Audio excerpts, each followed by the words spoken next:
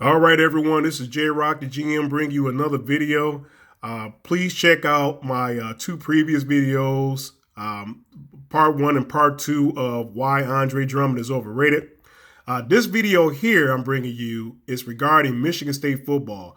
If you know anything about Michigan State football as of today, Michigan State, they are looking for a new coach because their previous coach, Mark D'Antonio, has stepped down, and they're in the process of looking for a new coach as of today, February 10th, 2020.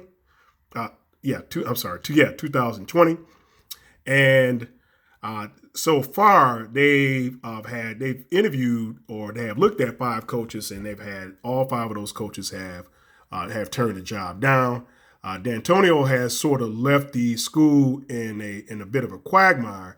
As of 2 weeks ago, he had a bonus, a little over $4 million bonus that he accepted as a performance bonus, and then just a few days after that, Mark D'Antonio has stepped down at Michigan State, leaving Michigan State in a bit of a problem trying to find a coach. But I wanted to put this data set together because Michigan State is a topic of discussion, and I wanted to show and prove the point to Michigan State fans, and as far as the Michigan and Michigan State rivalry, that Michigan State, though under Mark D'Antonio, they have enjoyed probably their greatest level of success in the school's history, or at least in their recent history, going back to the 1960s. But more specifically, if you look here, and this is why I put this data set together to look over the last 4 decades of Michigan State, and also also included their rivals, more specifically their chief rivals of Penn State, Ohio State, and Michigan State, and how those three schools had issues at the time of Michigan State's success between 2010 and 2015, and how those schools and their issues affected the success of Michigan State. And then afterwards, after the 2015 season, how Michigan State had enjoyed their rise from 2010 to 2015, how the school had fallen from that point. So I wanted to show you this data set, and let's look at the first decade. The first decade is between 2010 and 2019, and as you can see, Michigan State from 2010 to 2015 had a very impressive record. Look at the data set here. Look at the years that we have here. So we have look at 2015 to 2019. 2015 to no, I'm sorry. Let's look at the first set. 2010 to 2014. Look at Michigan State's record, 53-14. That's pretty impressive. That's almost an 80% win percentage. Look at the next set, 2015 to 2019.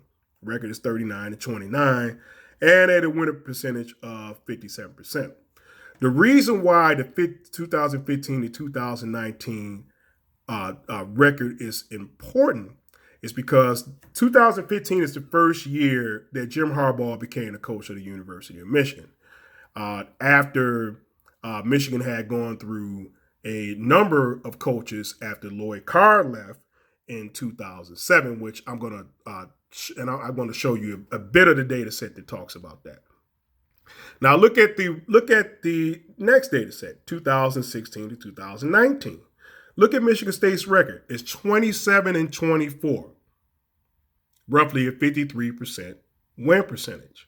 The reason why that data set is important is because Jim Harbaugh, his first year was 2015, and look at the preceding years after 2015, and look at Michigan State's record after 2015, from 2016 to 2019. Let's move over here. I want to show you the other schools and what happened and what happened during this time span, which played a role into Michigan's success between 2010 and 2015. All right, let's move over here. As you can see, let's go back to the year 2011.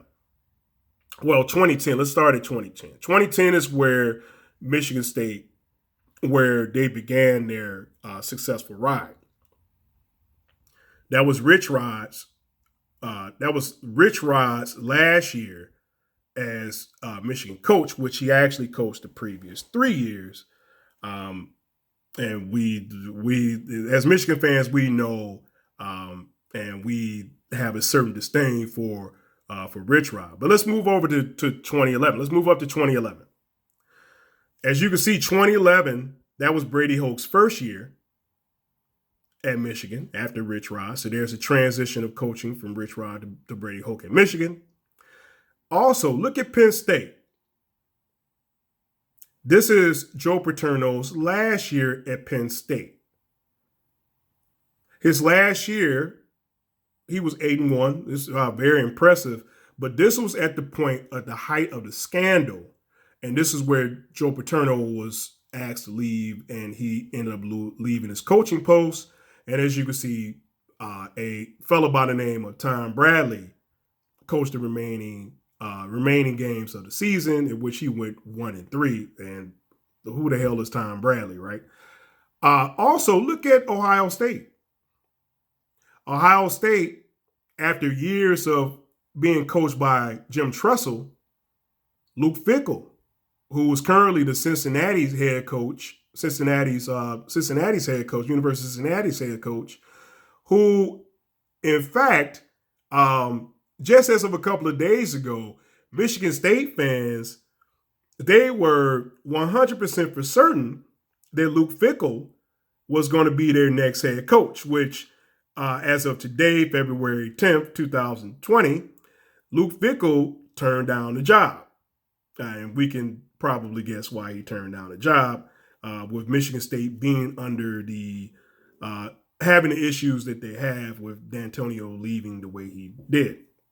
And as you can see, Luke Fickell went 6-7, and after that, Urban Meyer became the head coach of Ohio State, and we know, as fans of college football, and we know the success that Ohio State has had nationally and also in the Big Ten. So I wanted to point out that this decade, and specifically the years, the 2010 to 2015, where Michigan State enjoyed probably their greatest success in their school's history. But let's move down to the previous decade, which is 2000 to 2009. Look at Michigan State's record here, 60-62, which is it's a little under 500, it's 49% win percentage. Not as good as the decade afterwards. But let's move over here. Let's move over to, and I wanted to point this out because I had to add this as a Michigan fan, or as a student of the Michigan State rivalry. I had to point this out. Lloyd Carr's last year, 2007. Let's move over to 2007. Let's move over here. Lloyd Carr's, I have a notice that came up. Not sure why that came up. Lloyd Carr's last year, 2007. As you see here, I have in parentheses in bold little brother. The reason why that's important is that the little brother tag that was tagged on Michigan State was tagged by a running back, a pretty good running back from Michigan, by the name of Mike Hart. Mike Hart in the interview referred to Michigan State as little brother. And the reason being is because the previous 12 years, previous 12 games, Michigan enjoyed a 10-2 record against Michigan State. And so Mike Hart coined Michigan State his little brother. Now, I will note, after the 2007 season, as you can see, which the coaching transition from Lloyd Carr to Rich Rodriguez, Michigan State won the next 8 out of 10. So I do have to point that out. I want to be transparent about the information I'm putting out there and the data I'm putting out there. But that's the reason why the little brother moniker was put on Michigan State, is because of Michigan's dominance over Michigan State over the previous decades. So So here, let's move down to the next decade. As you can see, the next decade, a little bit better record between 1990 and 1999, a 62-53 record uh, at a 54% clip. And as you can see, who the coaches were at that time, Nick Saban coached for 5 years, and then and George Perlis previous to that. Let's move down to the previous decade, 1980 to 1989. Michigan State, 500 record. So I wanted to put this data set together to show you guys that though Michigan State have enjoyed recent success between 2010 and 2015, where they were pretty good, there were factors that attributed to Michigan State's success between those years with their rivals of Penn State, Ohio State, and Michigan, going through coaching transitions and scandals as to why Michigan State enjoyed the success that they did. But I wanted to point that out for Michigan and Michigan State fans that the success that Michigan State enjoyed was only short-lived. And the true representation of Michigan State, as you can see the previous 3 decades, Michigan State is a 500 team. And they've always been a 500 team. And you see what happened afterwards. After the 2015 season, they reverted back to who they were. Now let's go back up. They reverted back to who they were. Look at 2016 to 2019. They are 27 and 24 at a 53% clip. So, like I said, I wanted to put this data set out there so we can disprove this whole notion that there's this Michigan State rivalry, and that somehow that Michigan and Michigan State can both enjoy success and winning times at the same time together, which as you can see with the previous decades is not necessarily the case. So I'd like to thank you guys for viewing the video. Like I said, once again, check out my 2 previous videos of part 1 and part 2 of why Andre Drummond is overrated. I will have another video coming out about Andre Drummond, the post-Piston years with Andre Drummond being traded from the Detroit Pistons to the Cleveland Cavaliers, and I want to take a look at that. And I intend to post some other videos, possibly something on Matt Stafford, possibly something on the Detroit Lions, but we'll see as the time goes on. So thank you guys for watching my video once again. This is J Rock, the GM. Peace.